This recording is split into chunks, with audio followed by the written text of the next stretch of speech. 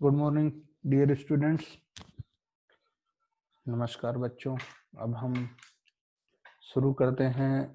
हम पार्ट 2 या पार्ट 3 तक रिकॉर्ड कर चुके थे सप्लाई को। आज हम पढ़ रहे हैं सप्लाई के अंदर इलास्टिसिटी ऑफ सप्लाई। एक बार थोड़ा सा फास्ट रिकैप दे देता हूँ सप्लाई के बारे में। सप्लाई का मतलब हमें प्रोड्यूसर पॉइंट ऑफ व्यू से देखना है। मतलब हमको ये देखना है कि यदि प्राइस बढ़ेगा तो सप्लायर यानी प्रोड्यूसर क्या रिएक्शन होगा उसका। तो सीधी सी बात है, प्रोड्यूसर मतलब एक दुकानदार, और वो क्या चाहता है कि वो ज्यादा से ज्यादा प्रॉफिट अर्न करे। तो वो क्या करेगा, जब प्राइस बढ़ेगा तो सप्लाई बढ़ा देगा, और प्राइस किसी भी कमोडिटी का कम होगा तो प्राइस को कम कर देगा। ये हमने इसमें बहुत सारी चीजें पढ़ ली। आप पार्ट 1 पार्ट 2 देख लीजिएगा इसका। आज हम फिनिश कर देंगे इस चैप्टर को। हाँ, उससे पहले मैं आप लोगों से एक विनम्र अपील करना चाहता हूँ कि वीडियो को, चैनल को सब्सक्राइब कर लें और पूरा वीडियो देखें, बार बार रिपीट करके देखें, कॉन्सेप्ट क्लियर होंगे। आपको कोई डाउट है तो आप मुझे बिल्कुल मैसेज या कॉल कर सकते हैं। Feel free to contact me. Let's start with price elasticity of supply. Elasticity मतलब हमने डिमांड चैप्टर में भी देखा था। तो इलास्टिसिटी का मतलब होता है कि यदि हम किसी भी चीज में यदि हम एक्सटर्नल फोर्स अप्लाई करते हैं तो उससे क्या होता है, वो ओरिजिनल स्टेट को चेंज कर देता है, और जब हम उस एक्सटर्नल फोर्स को रिमूव करते हैं तो अपनी ओरिजिनल स्टेट पे आ जाता है बिल्कुल। इलास्टिसिटी, वो नाड़े वाला जो कॉन्सेप्ट है ना आपका, वही है इलास्टिसिटी। तो this concept is parallel to the concept of price elasticity of demand. बिल्कुल वैसा ही है, बस थोड़ा सा अपोजिट होगा, क्योंकि प्राइस डिमांड चैप्टर में इनवर्सली रिलेटेड थी यानी निगेटिव रिलेशन था, लेकिन सप्लाई चैप्टर में प्राइस और सप्लाई का पॉजिटिव रिलेशन है। It points out the reaction of the seller to a particular change in the price of commodity. Supply elasticity of supply क्या बताता है कि यदि प्राइस चेंज हुआ तो उसके रिस्पेक्ट में, उसके रिस्पॉन्स में प्रोड्यूसर सप्लाई का क्या करता है, सप्लाई बढ़ाता है, घटाता है, like that. It explain the quantitative changes in supply of a commodity due to a given change in the price of the commodity. इनका ये कहना है कि it explains the quantitative changes in supply of a commodity. Quantitative changes बताता है कि यदि price को बढ़ा दिया जाए तो सप्लायर कितनी क्वांटिटी में उस प्रोडक्ट की या उस कमोडिटी की सप्लाई को क्या करेगा, due to a given change in the price of commodity. Price elasticity of supply refers to degree of responsiveness of supply of a commodity with reference to change in the price of such commodity. For example, if price elasticity of supply is 2, it means that 1% fall in price leads to 2% fall in supply, or 1% rise in price leads to 2% rise in supply। देखिए, जब आप formula लगाएंगे price elasticity का, तो आप ये देखेंगे कि जो वैल्यू आएगी, जैसे यहाँ पर आया 2, price elasticity of supply E S is equal to क्या है, 2 है। इसका मतलब ये है कि यदि 1% आप चेंज करेंगे प्राइस में, उसका डबल इम्पैक्ट, दुगुना इम्पैक्ट आएगा उसके सप्लाई पर। तो अब हम देखते हैं calculation percentage method for measuring price elasticity of supply. Percentage change in quantity supplied divided by percentage change in price. Definition हो जाएगा, according to this method elasticity is measured as the ratio of percentage change in the quantity supplied to percentage change in price. अब percentage change in quantity supplied कैसे निकालेंगे, change in quantity supplied delta Q divided by initial quantity supplied into 100 कर देंगे। Change in quantity कैसे निकालेंगे, new quantity minus initial quantity कर देंगे। Same to same price का चेंज निकालेंगे, और चेंज इन प्राइस कैसे निकालेंगे, new price minus initial price. Proportionate method में क्या करेंगे, E S is equal to change in quantity, same formula है, बस उसको डेराइव किया है, बस change in quantity divided by quantity into 100 divided by change in price upon price into 100, और इसको सॉल्व कर दिया, 100 से 100 कैंसिल कर दिया, और इसको जब सॉल्व करेंगे तो कुछ इस तरह से इक्वेशन बन के आएगी। डेल्टा मतलब change in quantity divided by change in price into original price divided by original quantity. कुछ एक इलस्ट्रेशन हम देखते हैं। Dear students, suppose at the price of 10 per unit a firm supplies 50 units of commodity. When the price rises to 12 rupees per unit, देखिए आपका initial price जो था, original price था 10, तो सप्लाई थी 50। अब इस प्राइस को चेंज करके 12 कर दिया। अब ये बताना है फर्म का इंक्रीज हो गया 70 का, तो अब आपको ये बताना है कि प्राइस इलास्टिसिटी ऑफ सप्लाई क्या है। तो सिंपली आप चेंज निकाल लो। कैसे निकालेंगे change in percentage change in quantity supplied, कैसे निकालेंगे?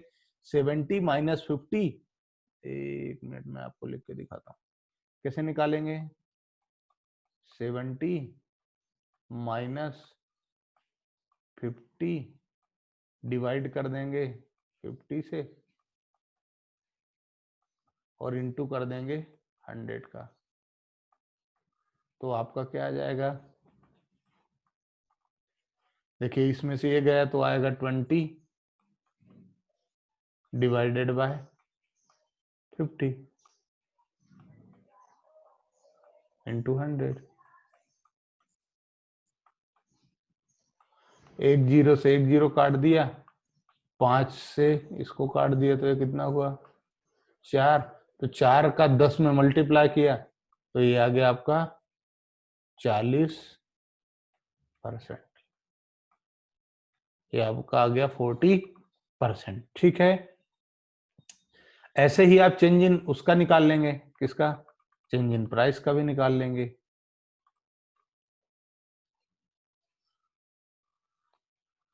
चेंज इन प्राइस कैसे निकालेंगे आप देखिए।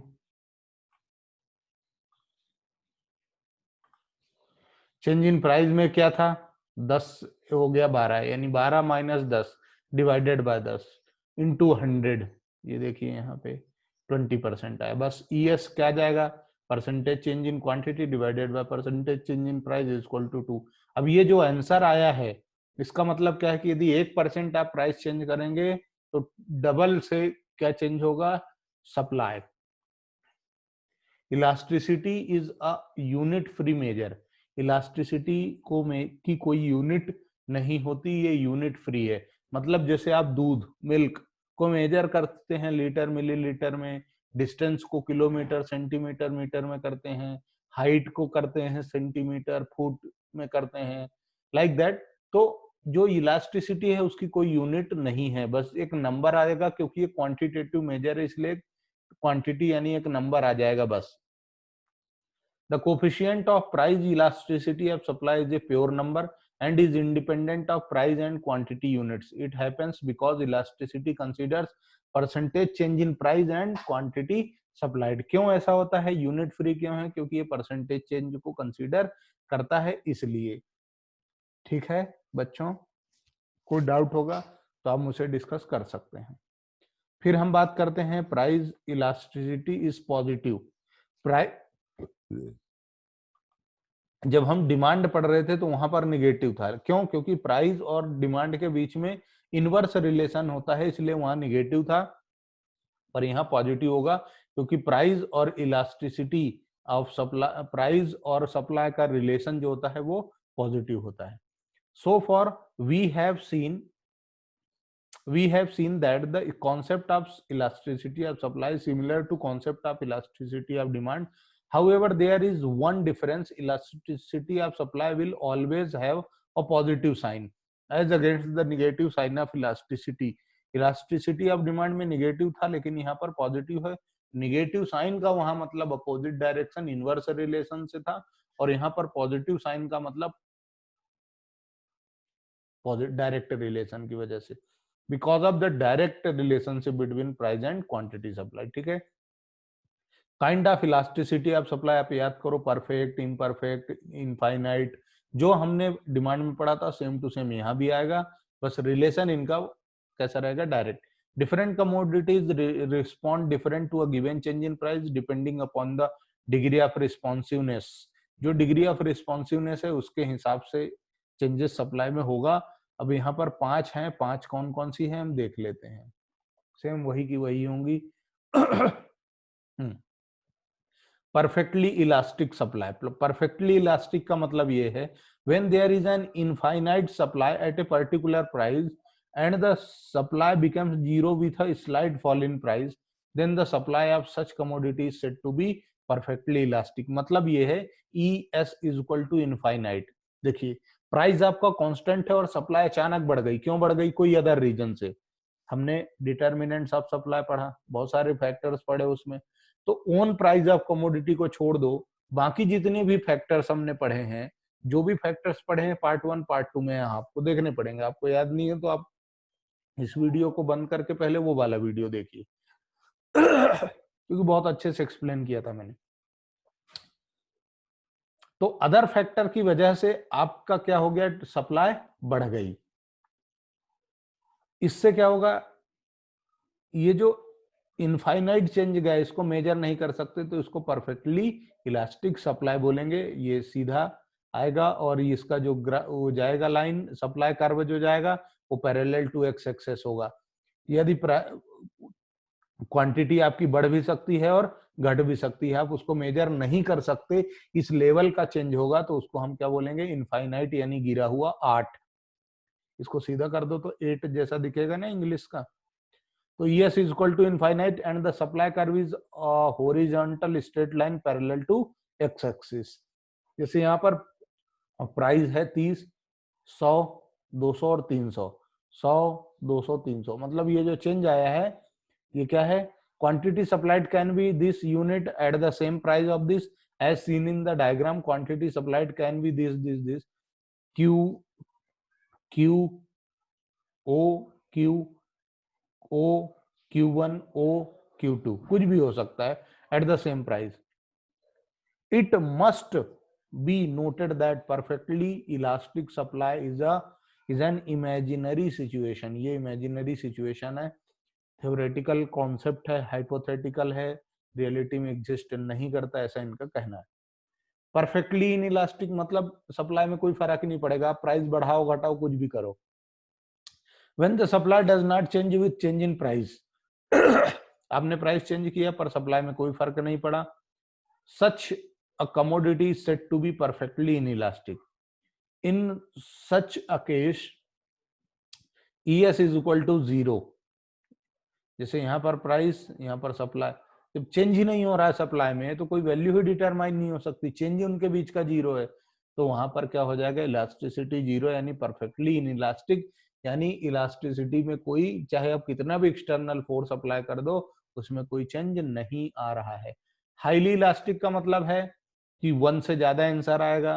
When percentage change in quantity supplied is more than the percentage change in price. यानी प्राइस यदि आपका 10% से बड़ा है तो जो सप्लाई का ग्राफ है वो ज्यादा परसेंटेज से चेंज होगा, तो वो हाईली इलास्टिक कहलाता है। मोर देन 1, तो जैसे प्राइस है 10 से 15 यानी 5 का चेंज है, और सप्लाई में देखिए 100 का चेंज है। यानी यहाँ पर देखिए, इसको यदि आप इलास्टिसिटी का फार्मूला लगाएंगे तो परसेंटेज चेंज इन प्राइस कितना हुआ? दोनों का डिफरेंस यानी 5 डिवाइडेड बाय 10 इंटू 100 यानी 50% हो गया। ये 50% है। यहाँ पर कितना है? दोनों का डिफरेंस 100, 100 डिवाइडेड बाय 100 इंटू 100 यानी 100%। यानी यहाँ पर 50% चेंज करने से यहाँ पर 100% चेंज हो रहा है, तो डबल चेंज है, तो ये मोर देन 1 है, इसलिए ये क्या हो जाएगा? Highly elastic. इसका ग्राफ ऊपर की तरफ जाएगा, मतलब प्राइस बढ़ गया तो सप्लाई भी बढ़ गई।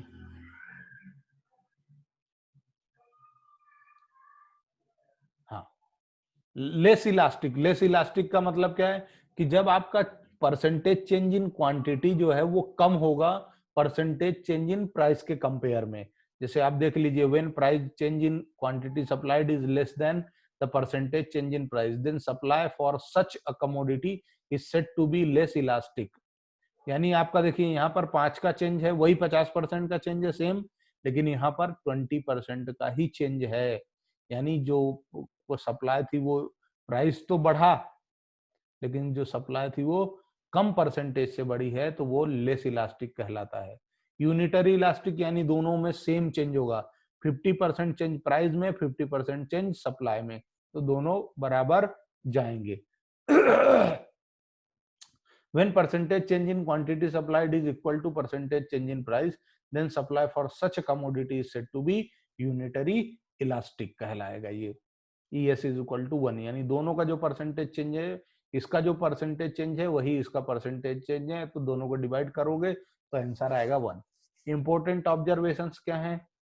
All the supply curve which passes through the origin are unitary elastic. जितनी भी ओरिजिन से जाएंगे सप्लाई कर्व, यानी ये O है ओरिजिन, यहाँ से जितने भी निकलेंगे वो हमेशा क्या होंगे? यूनिटरी इलास्टिक होंगे। जैसे ये देखिए, ये यहाँ ओरिजिन से निकल रहा है तो यूनिटरी है, लेकिन ये यहाँ से निकला, ये यहाँ से निकला तो ये यूनिटरी नहीं है। ऐसे ही पीछे वाला भी देख लीजिए, ये भी ओरिजिन से नहीं है तो ये भी यूनिटरी नहीं है, ये भी ओरिजिन में नहीं है, ये भी ओरिजिन से थोड़ा ऊपर है तो ये यूनिटरी नहीं है। ठीक है। देखिए, any it means any straight line supply curve which passes through the origin has unitary elastic supply irrespective of the angle it makes with the origin। कितने डिग्री का एंगल बनता है, जैसे ए बी सी, तीन अलग अलग curve बना दिए इन्होंने, लेकिन ये ओरिजिन से निकल रहा है तो हर बार क्या होगा? यूनिटरी इलास्टिक ही होगा। नेक्स्ट ऑब्जर्वेशन देखते हैं guys. Flatter the curve more the elasticity at the point of intersection.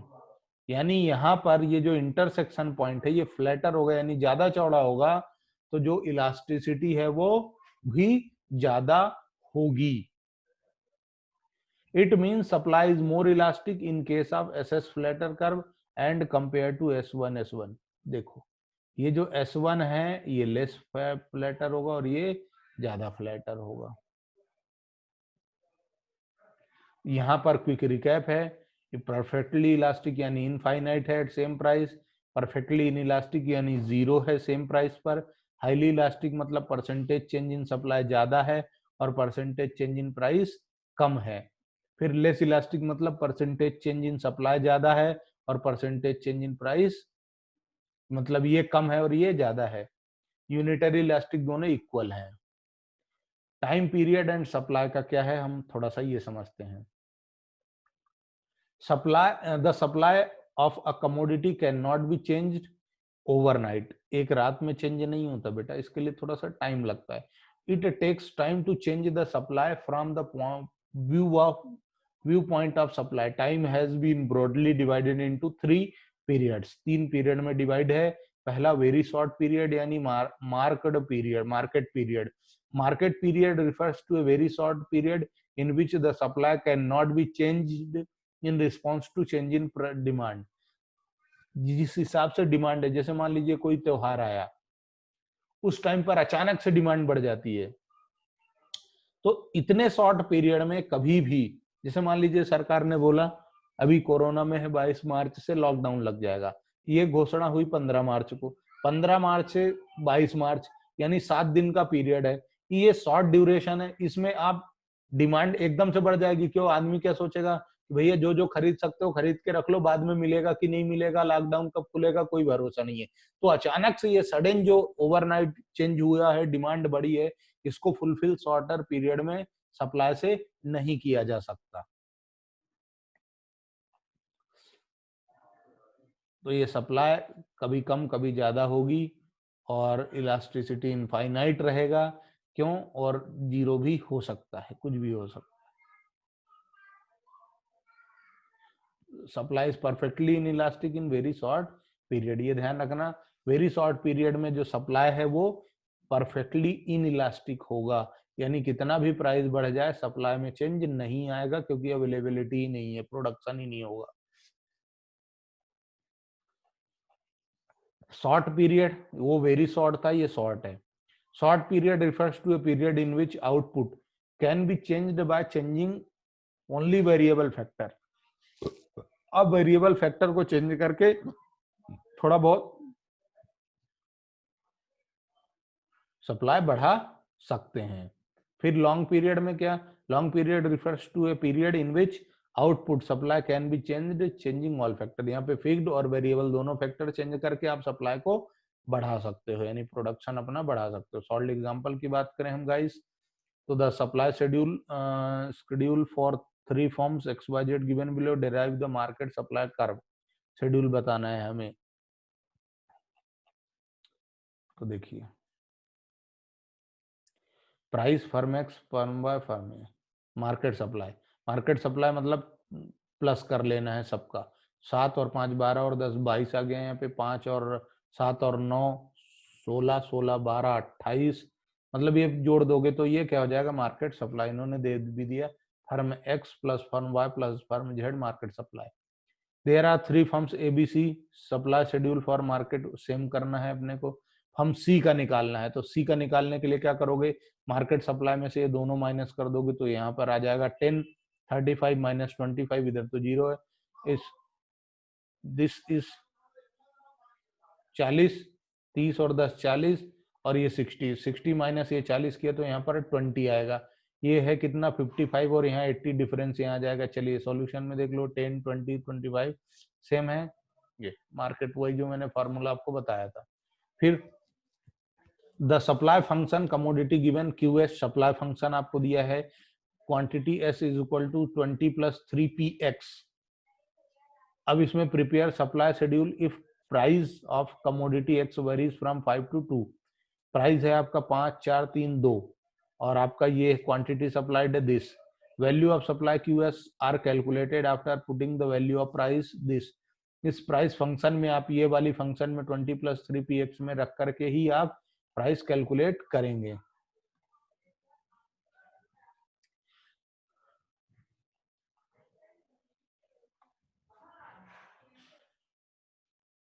अच्छा, ये सॉल्यूशन निकाल दिया। प्राइस कैसे निकाला आपने, यहाँ 20 रखा और यहाँ पे 3 इंटू PX कर दिया। PX कितना 5, 5 इंटू 3 15, 15 + 20 35। फिर प्राइस आपका 4, तो 4 इंटू 3 12 + 20 32। फिर प्राइस अब अगला क्या है 3, तो 3 ये कैसे मालूम पड़ा, यहाँ पे लिखा ना 5 2 3 है, तो 5 4 3 2, तो ये इंटू किया 9 + 20 29, और यहाँ पे 26 हो जाएगा। फिर यहाँ पर इसी तरीके से आप इक्वेशन में रख करके निकाल सकते हैं। If price of a commodity falls from 60 unit to 58, original price 60 है और गिरकर हो गया 58, यानी 2 का चेंज आया। अब इसका परसेंटेज चेंज कैसे निकालेंगे, 60 - 58 यानी 2 डिवाइडेड बाय 60 इंटू 100 कर देंगे, तो कितना आ जाएगा, 2 डिवाइडेड बाय 60 क्या आएगा, 3.33% चेंज आएगा। फ्रॉम आपका सप्लाई कितना 400 to 300 यानी 100, यानी 25%। फाइंड आउट इलास्टिसिटी, तो ये पूरा चेंज कर दिया। इलास्टिसिटी आपका निकालोगे तो कितना आएगा, चेंज इन प्राइस है 2 का। अब ये फार्मूला आप रख दो इसमें, change in quantity 100 divided by change in price 2, यानी 100 divided bye 2 into original price 60 divided by original unit 400, ये आना चाहिए 7.5। ये है हाईली इलास्टिक, क्या है 7.5 हाईली इलास्टिक। ठीक है बच्चों, एक और एग्जांपल देखना है क्या, तो देखो price of a commodity decreases by 5 per unit due to this, supply decreases from this to this, यानी चेंज इन प्राइस आपको दे दिया, और यहाँ क्या दे दिया 50 यूनिट का चेंज है, यानी 50%। Determine price elasticity of supply for original price was 15 per unit, बस चेंज इन रख दो। चेंज इन ये है, सॉल्व करोगे 1.5 ये आया हाईली इलास्टिक, क्योंकि एक से ज्यादा आई है वैल्यू। ठीक है गाइस, इस तरीके से आप क्वेश्चन सॉल्व कर लेंगे।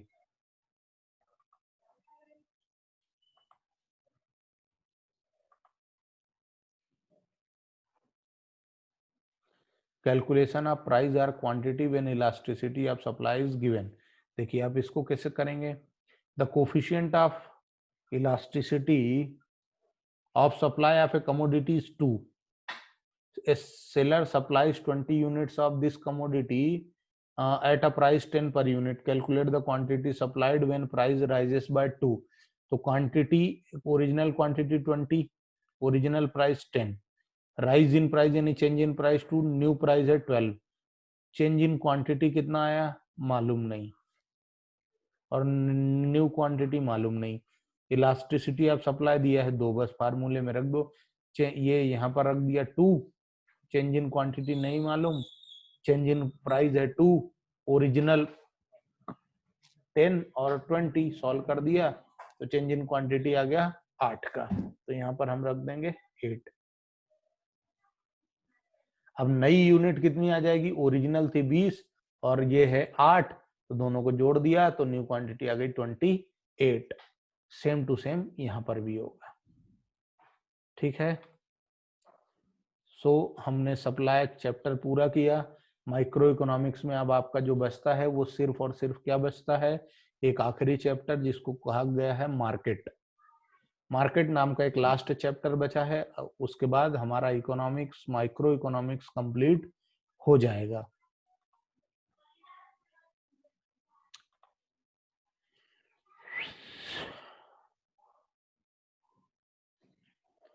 What is the price elasticity of supply when a supply curve passes through the origin?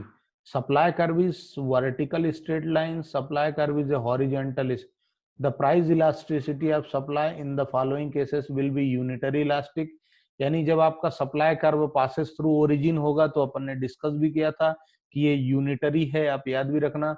Supply curve vertical to straight line है तो ये परफेक्टली इनइलास्टिक है, और सप्लाई कर्व हॉरिजॉन्टल है तो परफेक्टली इलास्टिक है। हॉरिजॉन्टल यानी आड़ा गया है एक्स एक्सिस के पैरेलल में, तो ये है परफेक्टली इलास्टिक। और यदि खड़ा है, वर्टिकल खड़ा है, तो वो क्या होता है, इनइलास्टिक होता है। Trend produces both jeans and shirts.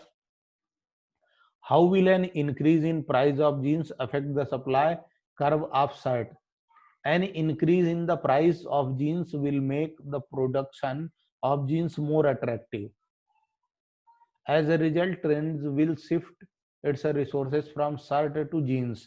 क्या होगा, जैसे increase in the price of jeans will make, देखो क्या होगा कि आपका जो प्राइस है जीन्स का वो बढ़ गया, तो क्या करेगा प्रोड्यूसर कि वो अपने रिसोर्सेस को शिफ्ट करेगा सप्लाई मतलब प्रोडक्शन ऑफ जीन्स की तरफ, जिसका प्राइस बढ़ गया है। इससे क्या होगा, सप्लाई का प्रोडक्शन कम हो जाएगा। तो ये किधर शिफ्ट हो जाएगा, लेफ्ट वर्ड शिफ्ट होगा, क्योंकि सप्लाई कम हो जाएगी।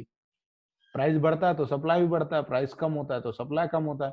तो जीन्स का प्राइस बढ़ गया यानी उसकी सप्लाई बढ़ जाएगी और इसकी सप्लाई कम हो जाएगी।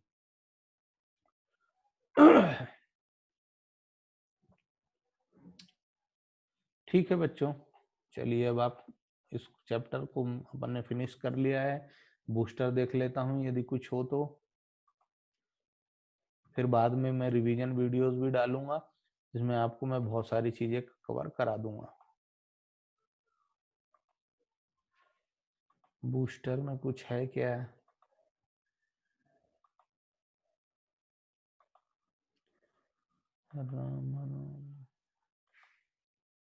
गाइस आप सपोर्ट करें बच्चों, अब वीडियोस देखते रहें, अपने फ्रेंड सर्कल में भी शेयर करें, और चैनल सब्सक्राइब कर लें। ज़्यादा से ज़्यादा आप व्यूज़ देंगे तो मुझे मोटिवेशन मिलेगा, मैं और अच्छे अच्छे वीडियो बना के डालता रहूँगा। आपका सपोर्ट ही मेरे लिए काफ़ी है। Factors affecting elasticity of supply, कौन से ऐसे फैक्टर हैं जो इलास्टिसिटी ऑफ सप्लाई को इफेक्ट करते हैं? तो नेचर ऑफ द कमोडिटी है। नेचर ऑफ कमोडिटी का क्या मतलब है? On the basis of nature commodities may be classified as perishable goods and durable goods. Commodity का नेचर जो होता है वो ड्यूरेबल और पेरिसेबल दोनों होता है। ड्यूरेबल मतलब जो लॉन्ग टर्म चलेगा, जैसे TV, fridge, cooler, like that. और पेरिसेबल यानी वेजिटेबल्स, फ्रूट्स एटसेट्रा। तो वेजिटेबल्स यानी पेरिसेबल गुड्स इनइलास्टिक होता है, और जो ड्यूरेबल गुड्स हैं वो इलास्टिक होते हैं। उनमें प्राइस चेंजेस से फर्क पड़ता है, लेकिन पेरिसेबल में फर्क नहीं पड़ता।